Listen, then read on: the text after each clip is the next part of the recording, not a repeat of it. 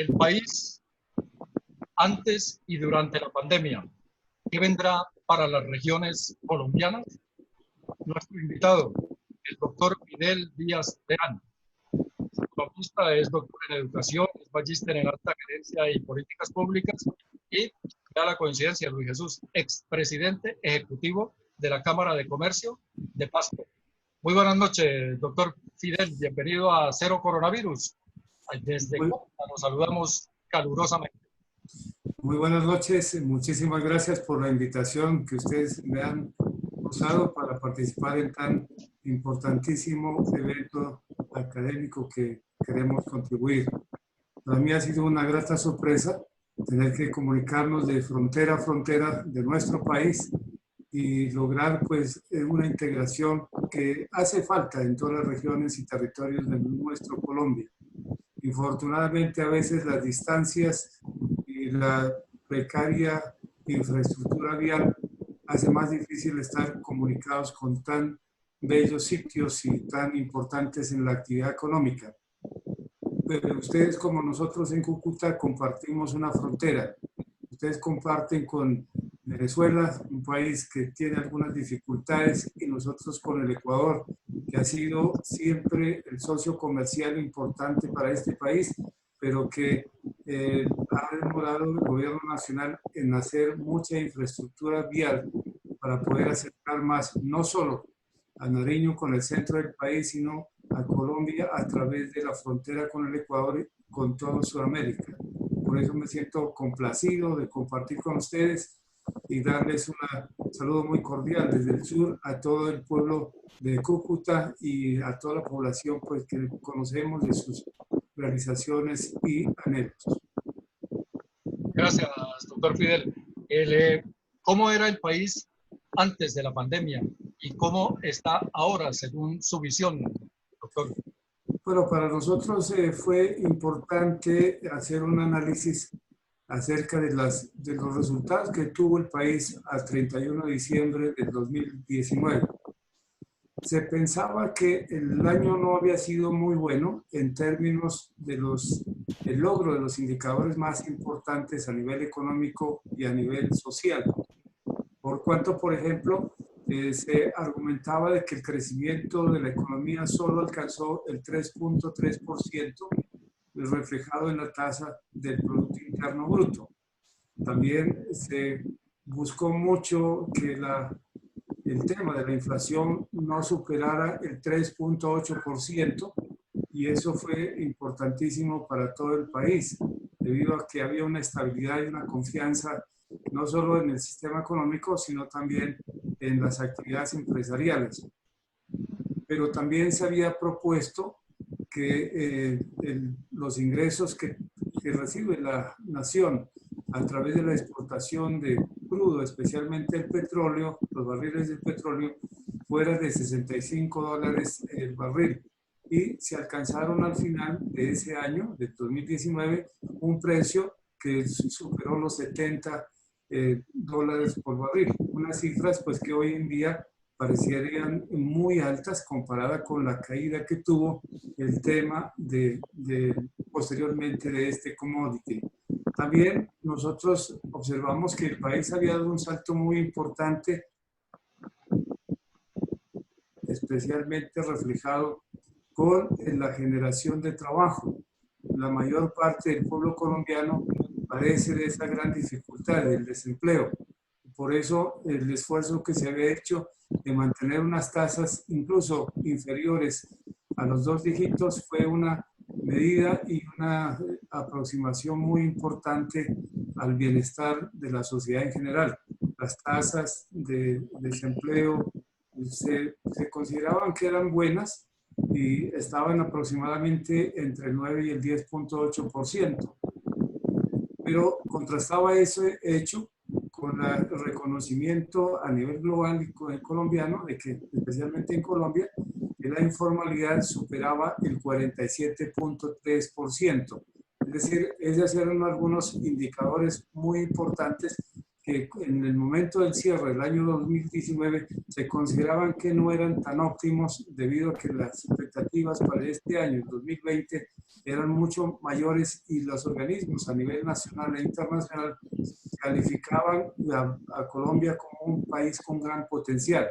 Pero lo que observamos en ese entonces, que fue, digamos, en el caso del déficit que el país va a enfrentar, se había estimado que podría oscilar entre el menos 1%, 1.7% y el 2.4%, que nos parecía todavía un desajuste macroeconómico ese nivel.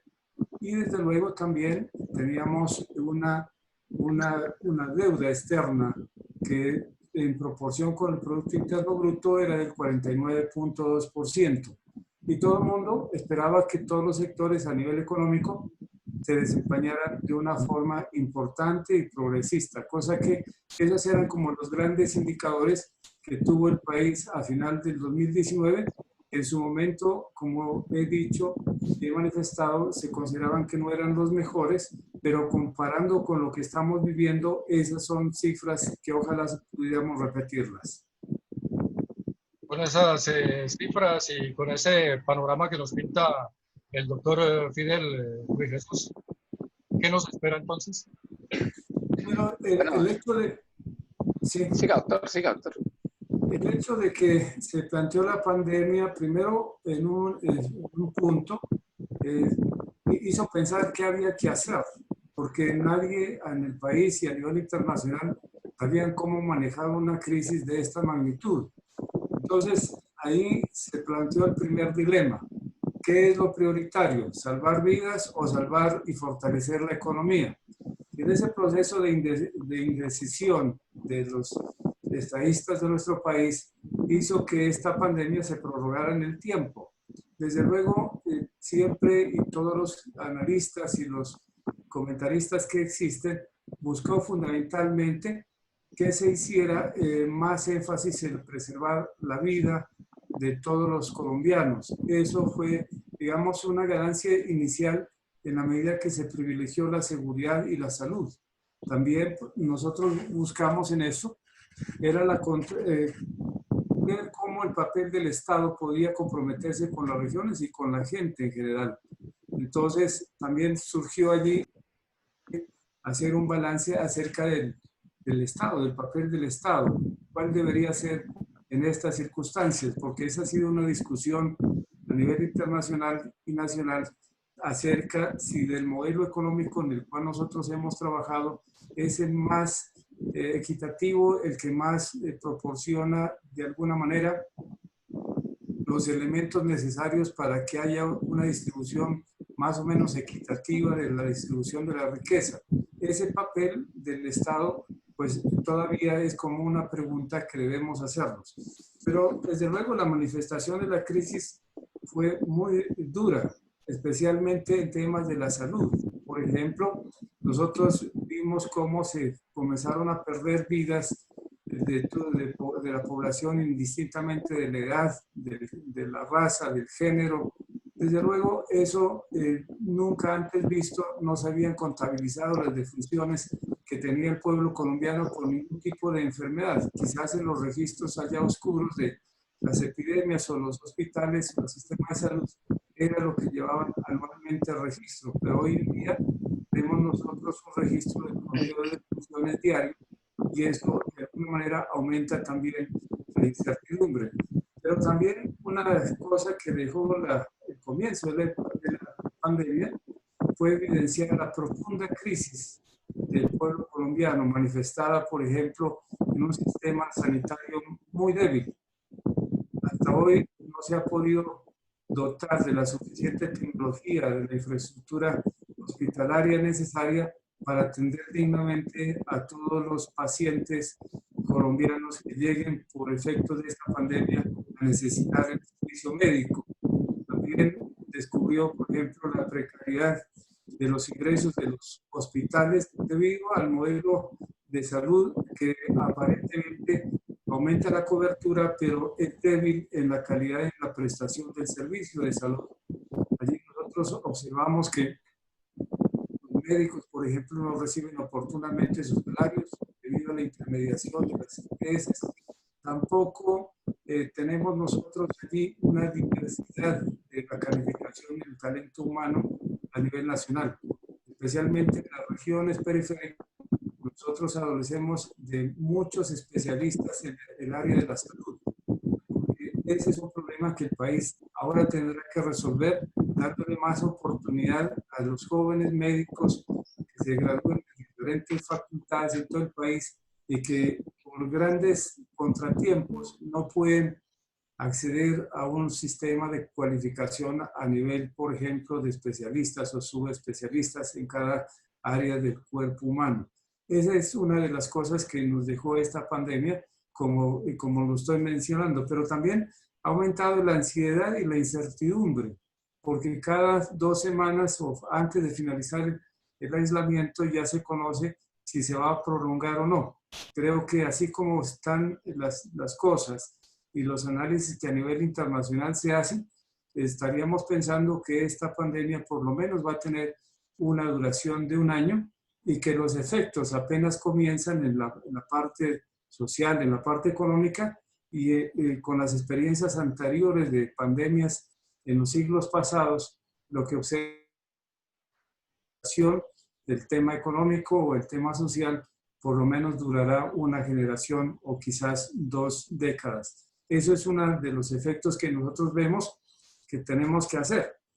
Aumento, desde luego, nosotros vemos que en este caso el país quedó descubierto en varias cosas. Por ejemplo, con las tasas de desempleo, la pérdida del empleo.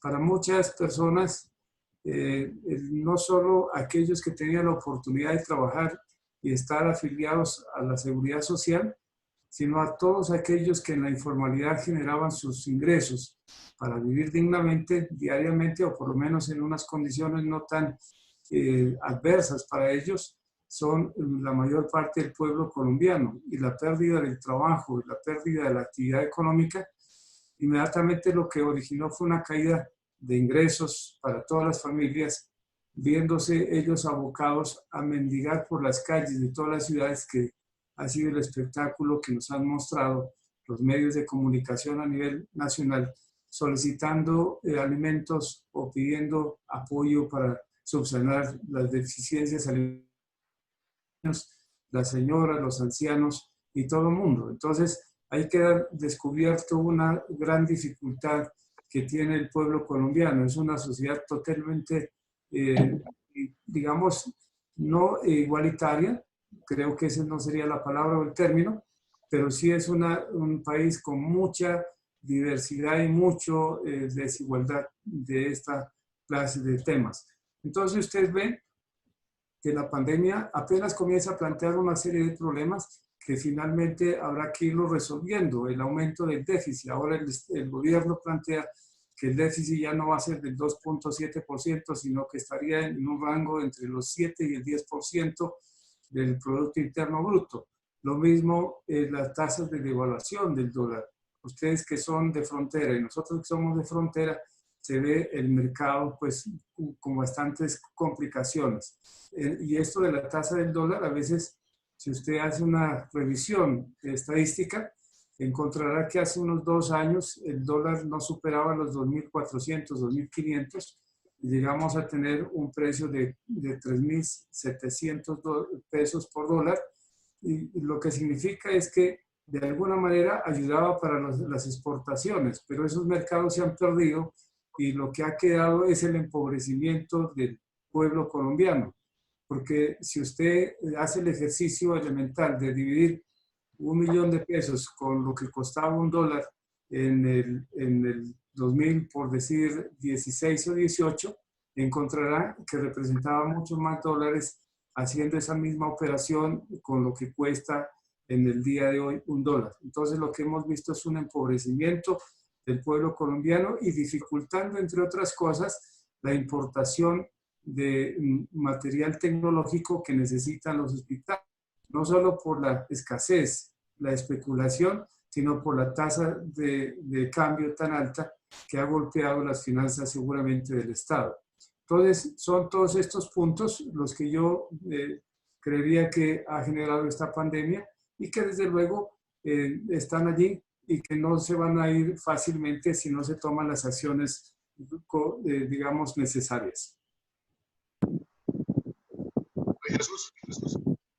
Sí, gracias al doctor Fidel por todo ese análisis estadístico de los números económicos de nuestro país el año pasado y nos ha dicho cosas muy reales. El crecimiento del Producto Interno Bruto y el valor del petróleo al final del año hizo que la economía de nuestro país no terminara tan mal. Lo que el DANE pronunciara también que la tasa de inflación no estuviera por encima del 3,8% y que por lo tanto supuestamente terminábamos bien los colombianos, pero nosotros sabemos que el grueso de los colombianos no terminan bien, que el ingreso per cápita de los colombianos es muy bajo con respecto a los otros países, inclusive latinoamericanos. Y aquí hay una extrema pobreza, hay bastantes pobres en el país. Son muy poquitos los ricos, son muchos los pobres colombianos. Pero viniendo a este año, con respecto a la economía, doctor, también nos plantea usted cómo baja el precio del barril del petróleo, lo que afecta a la economía nuestra, y después arranca la pandemia que hace que la economía pare, se estabilice, pues. Y entonces hoy hablaba el presidente del Banco de la República que ya hemos llegado a la crisis más baja de la economía de nuestro país y que de ahora vamos a empezar a subir. Se habló de disminuir un poco la tasa de interés. La preocupación es el alto índice de desempleo. Hoy hablaban también del 20,4%, pero nosotros sabemos, los que andamos a pie en la calle y estudiando, haciendo análisis estadísticos, que en nuestro caso, por ejemplo, en Cúcuta, estamos cerca del 30% de desempleo en Cúcuta, doctor.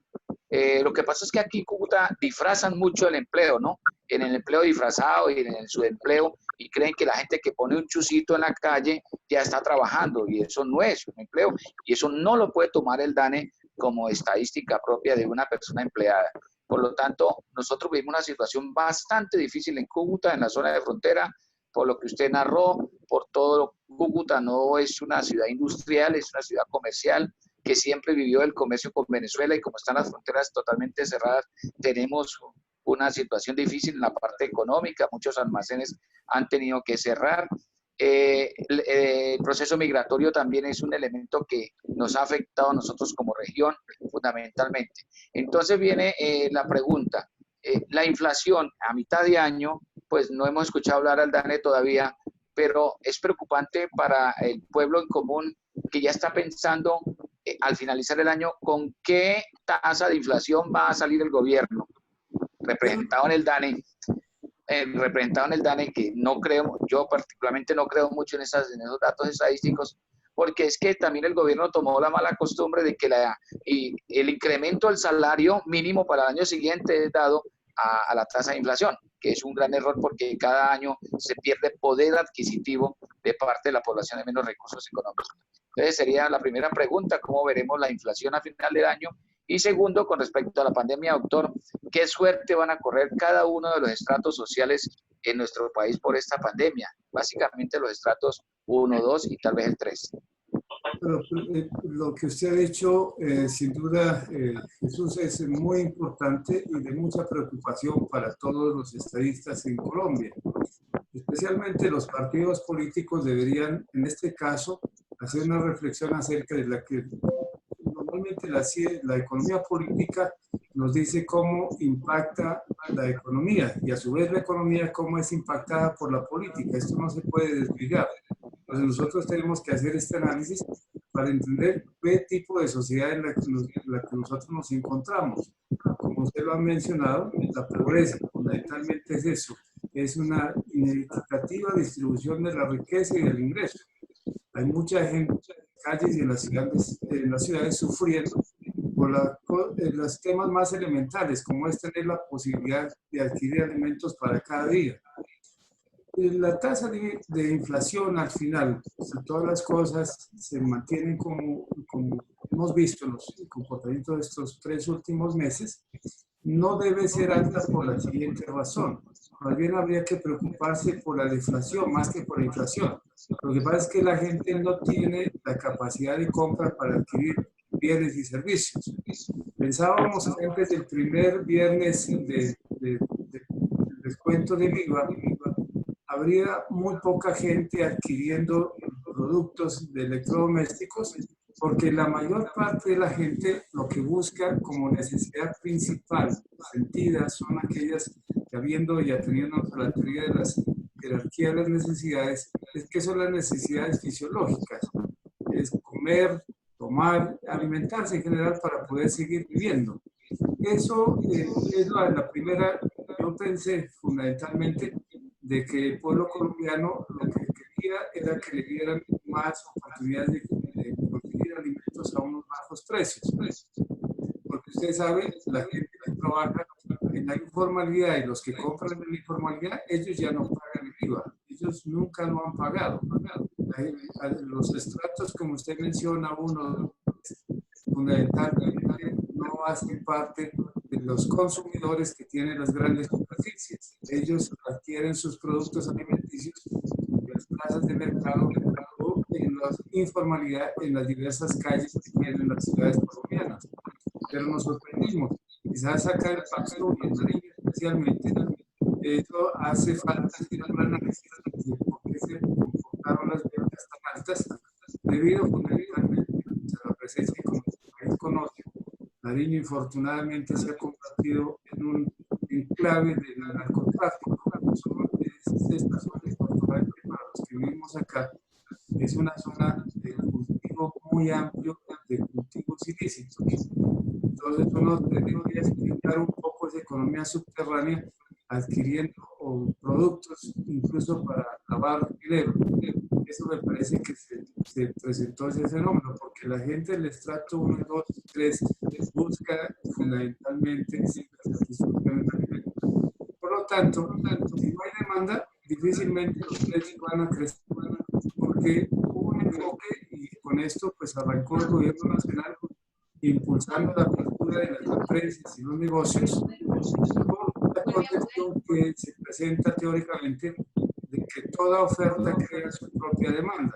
¿Eso qué quiere decir? Que si yo soy un microempresario, produzco algo, el hecho de que yo lo produzca y lo saque a vender, va a haber alguien que lo va a comprar. Eso no es cierto, eso no, teóricamente está equivocado. Normalmente la gente adquiere bienes y servicios para satisfacer necesidades o para corregir problemas que enfrenta en el diario vivir.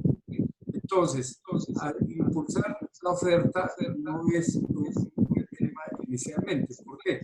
Porque muchos de los microempresarios, de las MIPYME especialmente, que es el 80% casi de lo que existe y genera trabajo en el país, no comenzaron a hacer pedidos de materias primas o insumos, porque primero tenían inventarios represados al 31 de diciembre del año 2019.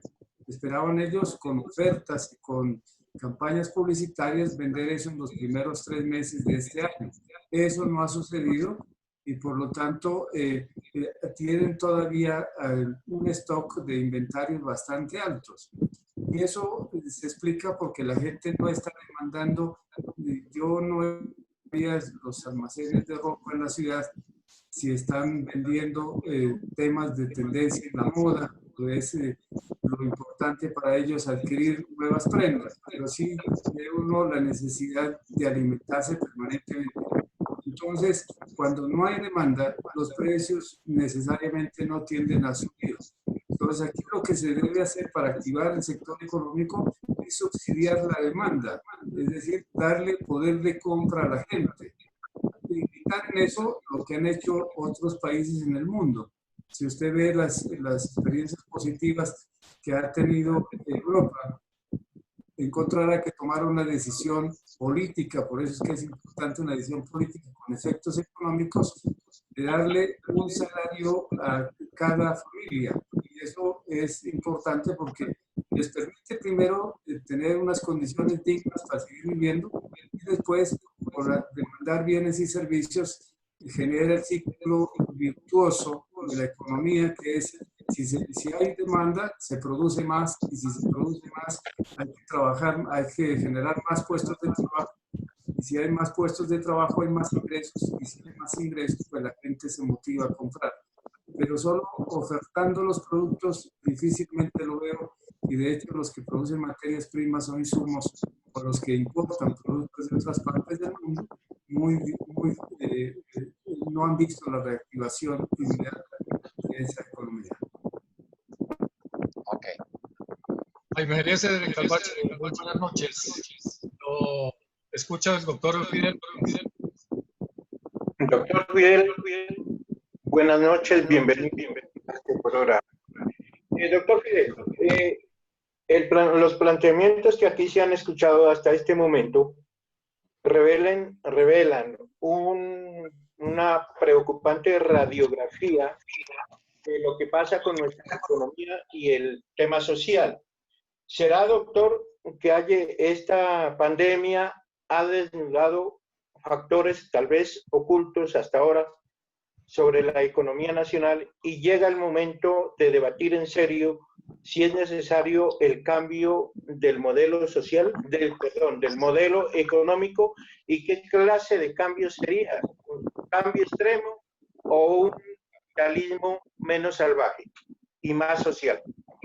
Bueno, primero, buenas noches, Jaime, y quiero agradecerle a usted y a los periodistas que me dan esta magnífica oportunidad de participar por esta invitación. Qué bueno, pues saludarlo, Jaime, y aquí conoce usted también la frontera, un agudo periodista de nuestra región.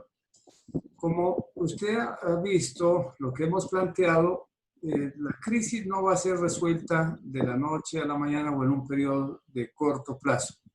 Especialmente lo que yo vería son dos momentos. En el largo plazo, fundamentalmente lo que hay que buscar es que las pequeñas y medianas empresas no vayan a la quiebra. Esa es una de las partes importantes. Pero para eso, el Estado debe tomar medidas que le ayuden a soportar a los empresarios esta crisis. Es que los impuestos se pospongan o se haga un calendario de pago de los impuestos que les permita tener liquidez. También puede ser importante para los empresarios generar oportunidades de tener o acceder al crédito, pero de una forma inmediata. Es que la gran dificultad en el país es que la gente que necesita el dinero no puede obtenerlo en el sistema bancario. Normalmente acuden a fuentes del mercado informal, a los gota a gota o al diario para poder financiarse. Los empresarios generalmente tienen liquidez para financiar por lo menos 3 meses el capital de trabajo, que consiste fundamentalmente en la compra de materias primas, insumos, el pago de los trabajadores y desde luego el pago de los servicios públicos que se necesiten. Esa liquidez es importante. Y hoy en este momento todos los empresarios se han golpeado por no tener el efectivo, porque cuando uno es empresario, fundamentalmente lo que hace es con sus propios recursos financiar la distribución, porque usted entrega un producto a un almacén, a una tienda, a una superficie, y ellos no le pagan inmediatamente. Ellos le dicen, bueno, yo le recibo el producto, déjelo usted acá, y a los 2 o 3 meses, que consideran ellos todavía en ventas de efectivo, de contado, le pagamos. Mientras esos 3 meses para recuperar los dineros invertidos, se requiere tener mayor músculo financiero para poder financiar la distribución entonces de los productos. Esa sería, digamos, como comenzar a trabajar en el tema de rescatar y evitar que las grandes empresas se quiebren.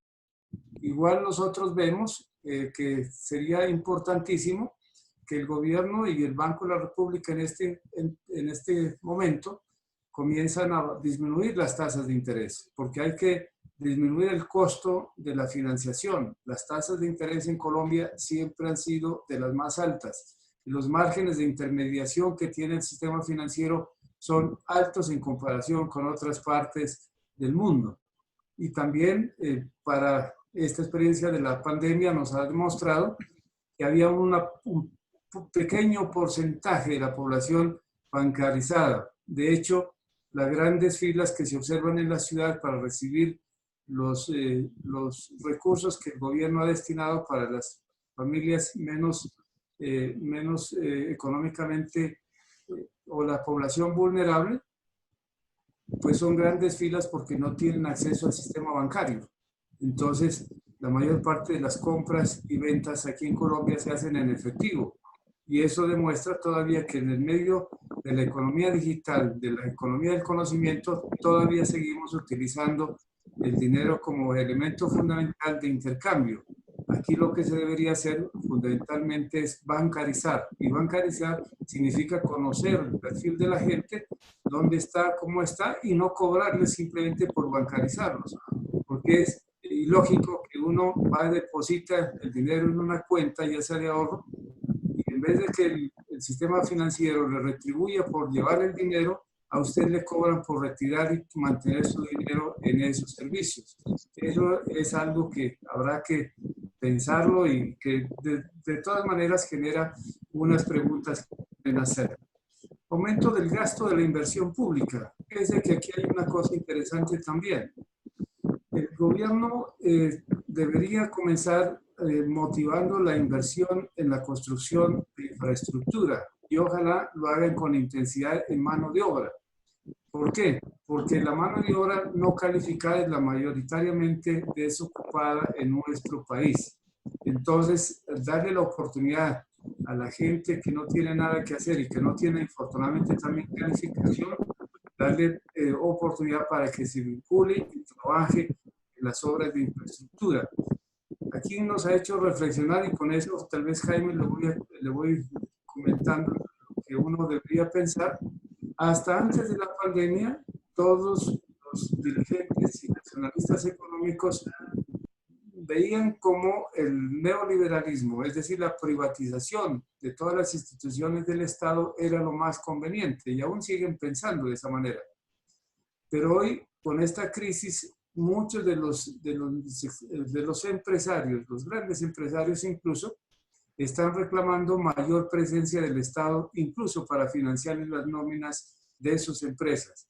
Entonces, lo que vemos nosotros es que el Estado tiene que fortalecerse, tiene que generar un espacio donde tengamos más oportunidades de servicio a través del sistema nacional que garantice una mayor, digamos, en este caso, igualdad.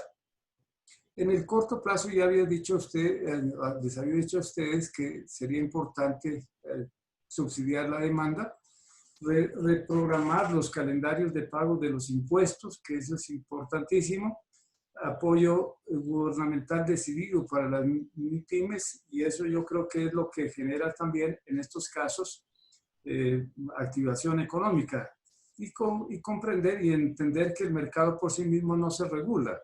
Aquí ya no podemos insistiendo en la mano invisible que dijera el teórico Adam Smith de la economía. No, necesariamente ahí tiene que haber una intervención decidida del Estado para volver a traer la economía al punto que llegó al 31 de diciembre y mejorarlo.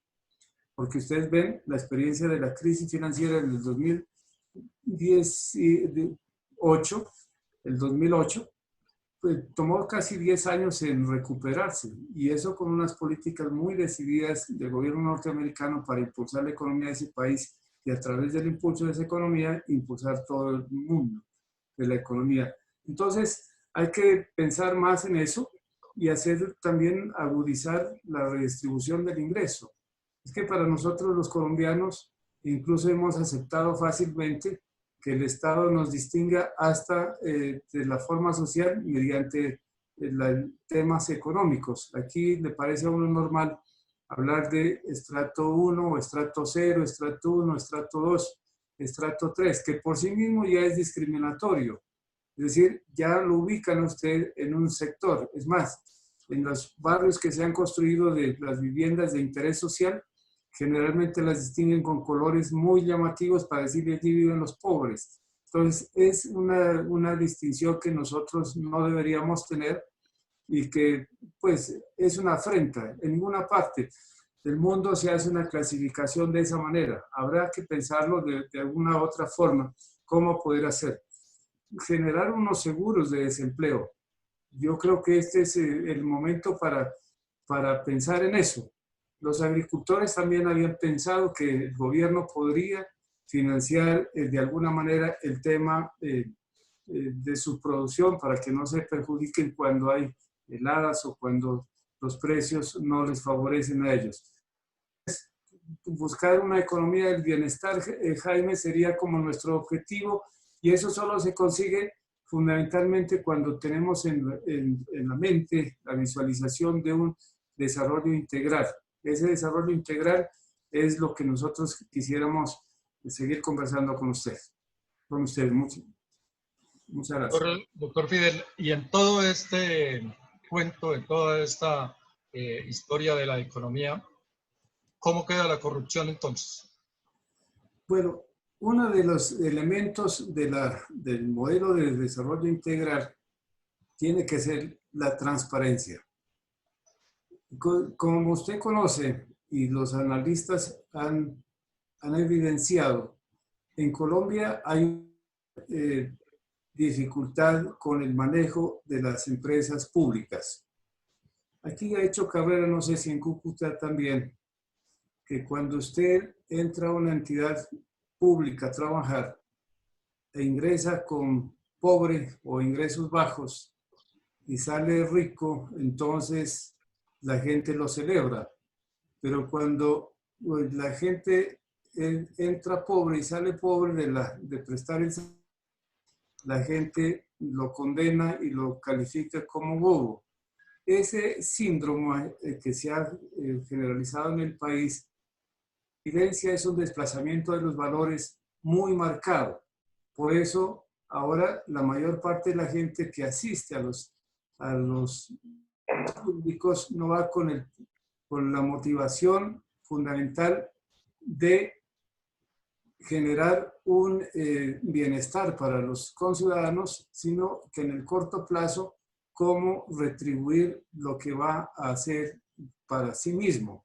Esa es la gran dificultad. Desde luego, la corrupción es el cáncer que ha corroído esta sociedad y que sería necesario ahondar en la solución.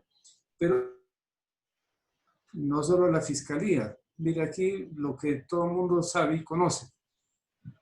El 99% de impunidad. El sistema judicial prácticamente no sé si es que tienen demasiado trabajo o no trabajan, pero la institucionalidad se desconoce y por lo tanto nosotros vemos allí que el ciudadano colombiano no cree en las instituciones ni tampoco cree en las leyes, porque de alguna manera o se esquivan para no tener ninguna una solución. Entonces, el desarrollo integral fundamentalmente se basa con eso, en la transparencia, en la independencia del sector público de los intereses políticos. No es posible que el Estado se ponga al servicio de los políticos. Los políticos, así como los ciudadanos, debe el Estado estar al servicio de ellos.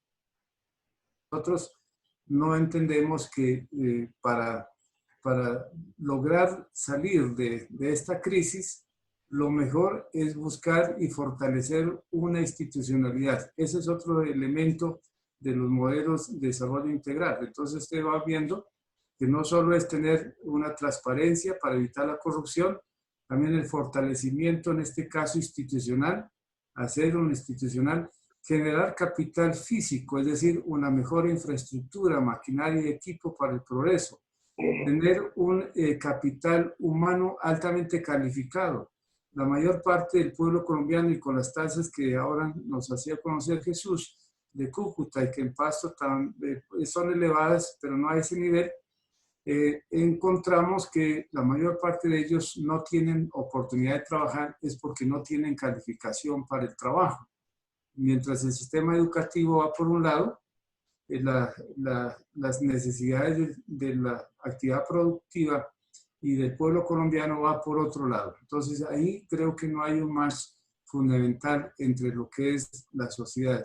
Necesitamos en estos casos tener una mayor oportunidad de cualificar el talento humano en todos los campos, desde la educación para el trabajo hasta a nivel universitario. Y hacer un énfasis en la educación universitaria, no solo para generar profesionales, sino ojalá con el tiempo formar académicos y científicos que tengan interés en ampliar la frontera del conocimiento, porque Colombia depende mucho, y esta crisis lo ha evidenciado de esa manera, de toda la parte exterior de la tecnología y el equipamiento. En Colombia, con tanta experiencia, con tanto ingeniero, no hemos tenido todavía ni la primera fábrica y no vemos el primer aparato necesario para la medicina en este momento, como son los equipos que no han llegado al país y que son los controles que necesita para apoyar la respiración de los enfermos de la pandemia. Entonces usted ve que mientras no se solucione estos problemas, también vamos a tener allí. Entonces el modelo de desarrollo implica también fortalecer del capital humano. El capital humano es importantísimo en cualquier parte del mundo. La mayor parte de la productividad del trabajo se genera cuando la mano de obra es calificada y a un alto nivel. Las experiencias exitosas como en Alemania así lo demuestran.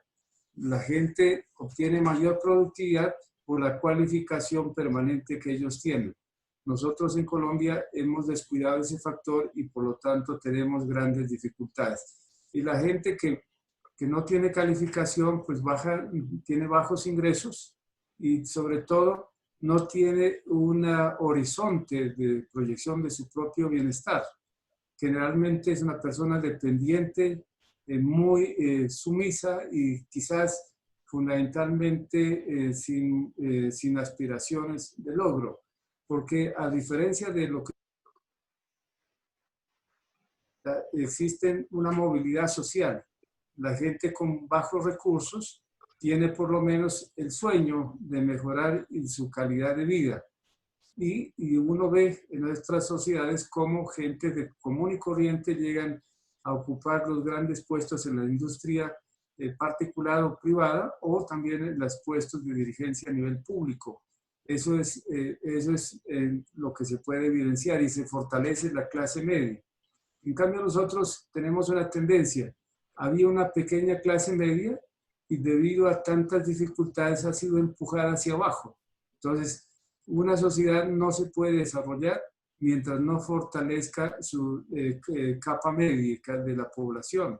Esa capa media de la población, la clase media, cuando tiene capacidad de compra, hace que los mercados al interior de una nación crezcan, se desarrollen, y solo cuando se confirman de que los productos o servicios son demandados por su propia gente, con seguridad también si se los exporta, habrá un nicho de mercado importante para el mundo. Pero no tener un país orientado solo a exportar marginalmente la producción de algunos elementos, sin tener una base productiva que aquí en Colombia justifique y garantice la calidad para todos los colombianos.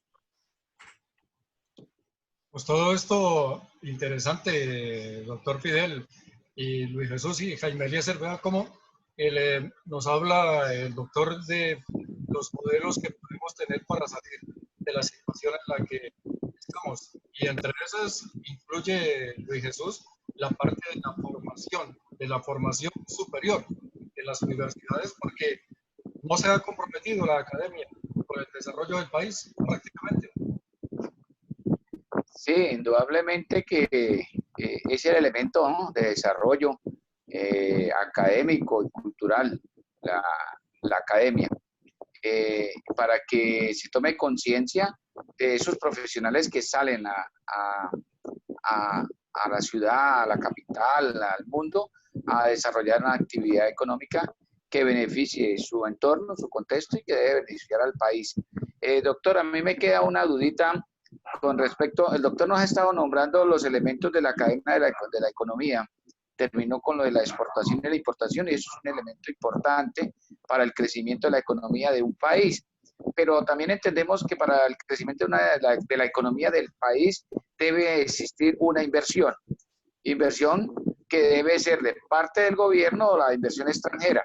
En este medio año no hemos podido tener inversión extranjera básicamente, y durante muchos años atrás, por la situación social que vive nuestro país, la inversión extranjera ha sido muy poca. Lo que nos lleva a, cuando no hay esa inversión, nos lleva a reducir la producción, y la producción nos lleva a que el nivel de empleo baje. Hoy estamos hablando de un desempleo muy alto. Porque no se está produciendo, porque si bien la economía está parada, porque no, las industrias están cerradas, y por lo tanto no se está produciendo. Al no producirse, no hay tanta oferta. Usted me hablaba de que podríamos hablar de deflación. Es que la deflación es precisamente cuando la oferta supera la demanda y los precios de los productos bajan. Pero en este país del Sagrado Corazón de Jesús, doctor, los bienes y servicios o productos, cuando suben en este país, generalmente nunca bajan. Y ahí es donde la economía, la cadena esa económica, esos elementos de la economía de nuestro país se trancan. En otros países de Europa y otros países de América Latina, nosotros vemos que ese elemento se cumple a cabalidad. Hay otro elemento que afecta la situación económica a los colombianos, no sé si en el resto del país, pero acá en Cúcuta, que es el valor de los servicios públicos domiciliarios. Acá estamos viviendo una guerra, pero sin cuartel, con la empresa que nos da los servicios de electrificación, de acueducto y ahora del gaseducto.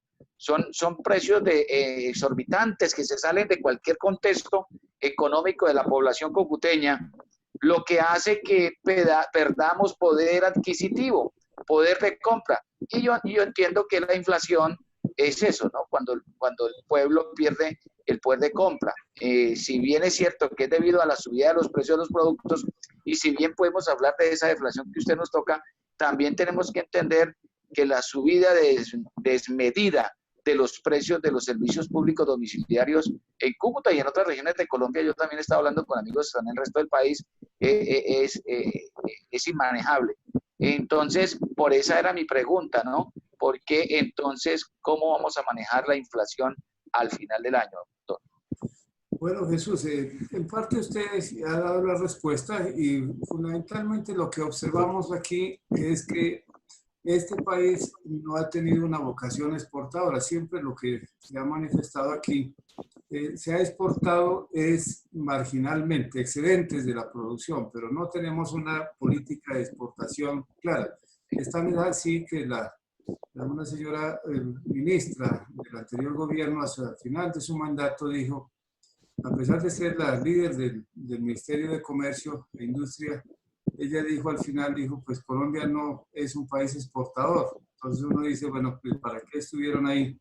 Y todos los costos en ampliación de los mercados, pues no ha sido tan exitosa porque la producción que se hace orientada al mercado externo tiene mucha competencia a nivel mundial. Es que no solo es Colombia la que produce para el mercado mundial.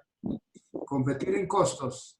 Usted sabe que para poder competir uno puede hacerlo por precios, o puede hacer por un enfoque o por diferenciarse fundamentalmente. Y esa oportunidad que uno tiene es muy reñida a nivel internacional. Habiendo un mercado interno tan insatisfecho de bienes y servicios, más debería orientarse la economía es a satisfacer al pueblo colombiano. Pero para que el pueblo colombiano pueda comprar, necesariamente lo que tiene que tener son ingresos, mayor capacidad adquisitiva, unos salarios dignos que le permitan beneficiarse al trabajador y a su familia.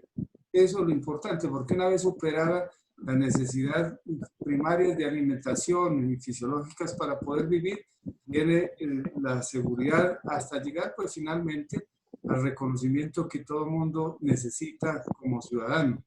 Entonces, tener en Colombia la expectativa de crecer bajo la inversión extranjera directa no es fácil en este momento de pandemia. Primero por la incertidumbre que existe, el riesgo. Usted sabe que nosotros desde que dependemos del dólar originado en el precio del barril de petróleo a nivel internacional y ya no en la base del oro, sino es el petróleo el que regula a nivel internacional el precio del dólar, pues la mayor parte de los inversionistas ven como atractivo y que les garantiza la seguridad los bonos del Tesoro en los Estados Unidos. Por eso el dólar vaya mientras surgen estas crisis y se escasea de alguna manera el dólar para todas estas economías emergentes que necesitamos también importar bienes y servicios de todo el mundo. Eso que se solicitaba, los gremios solicitaban mucho que se devaluara el peso colombiano para poder exportar, porque no eran competitivos a nivel internacional. Y ahora llegamos al punto de que para los que producen, pues también es muy difícil traer materias primas y toda la tecnología que se requiere para el país en su cambio tecnológico. Entonces, yo creo que ahí la visión que tuvieron los gobiernos ha sido equivocada en mi juicio, porque no se puede empobrecer al pueblo colombiano para beneficiar unos intereses particulares. Ok. David Jaimes Moncada nos hace varios comentarios, doctor, acerca de los planteamientos suyos y le plantea esta pregunta. ¿Por qué no se ha potencializado el aparato productivo y mucho menos la capacidad de exportación para recibir esa inyección de capital extranjero? Bueno, como he mencionado, debe haber una política de Estado fundamentalmente orientado al mercado externo. Pero para eso no se necesita hacer al país, primero que los países a nivel internacional no son los que compiten, son las empresas localizadas en cada país las que compiten entre ellas. Porque a veces pareciera ser que Colombia no es competitivo con el resto del mundo, y no. Colombia lo que debe hacer y debe tener es una infraestructura adecuada para que las empresas que crezcan aquí en la nación o se desarrollen tengan las mejores facilidades, que tengan los menores costos de producción, que tengan un capital humano altamente preparado para que la productividad aumente y tener tecnología de última generación. En eso es solo la oportunidad de orientar la producción al mercado externo. Desde luego, cuando hay seguridad, que ese es otro de los factores que ha limitado el crecimiento de la economía en Colombia y desde luego de la inversión. Toda esta inestabilidad política existente, el número de huelgas, el número de manifestaciones, el número de atentados, el número de grupos ilegales que dominan la economía nacional, hace no atractivo al país para que otros capitales del mundo lleguen aquí a esta región. Entonces, necesitamos también garantizarles la inversión a los extranjeros y a los colombianos, personas que están dispuestas a arriesgar su capital, solo lo hacen en la medida que sepan que van a poder vivir y trabajar en las mejores condiciones de seguridad. Esa inseguridad no hace atractiva la inversión extranjera y tampoco, si no hay inversión, pues no hay infraestructura, no hay nuevas empresas y tampoco podemos generar más riqueza para este país. A ver, Jaime, ¿qué inquietud tienen? El micrófono, Jaime, por favor. Doctor Fidel, usted planteaba hace un rato que entre mejores salarios tengan los trabajadores colombianos, mayor capacidad adquisitiva y por lo tanto una mejor inyección a la economía. Sin embargo, cada vez que se debate el incremento del salario mínimo en Colombia, desde el gobierno de turno se plantea, y algunos economistas lo apoyan, que cada punto que se sube al salario mínimo cuesta demasiado en la carga laboral que tienen las empresas y en todos otros factores, y que terminaría desequilibrando la economía si, por ejemplo, terminamos con una inflación del 4% y el gobierno decidiera incrementar, por ejemplo, el doble, 8%, que eso es un atentado al equilibrio económico. Eso dicen. No sé si usted como economista encuentra lógico eso o es debatible. Bueno, desde luego es debatible, Jaime, esa concepción, porque ya se ha probado durante tantos años y tantas décadas aquí en el país. La política de mantener empobrecido al pueblo colombiano no ha dado una satisfacción y no ha incrementado el tamaño del mercado interno, porque la gente no tiene capacidad de compra. A diferencia de lo que ha dicho un dirigente del gremio del comercio a nivel nacional, que propone, digamos, que se pague por horas para los colombianos.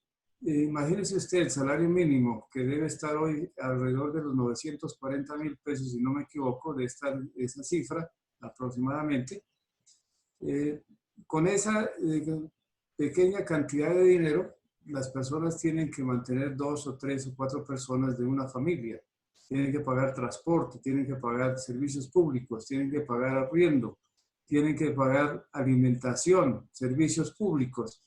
Es muy difícil. Ese salario mínimo por horas que han propuesto a nivel nacional, estudiar la posibilidad de que así se contrate a la gente, eso es bueno, por ejemplo, en los países desarrollados. Si usted me pregunta por casualidad cuánto un obrero se gana la hora en los países, por ejemplo, depende del oficio, que puede oscilar entre los $9 y los 20, $25 la hora.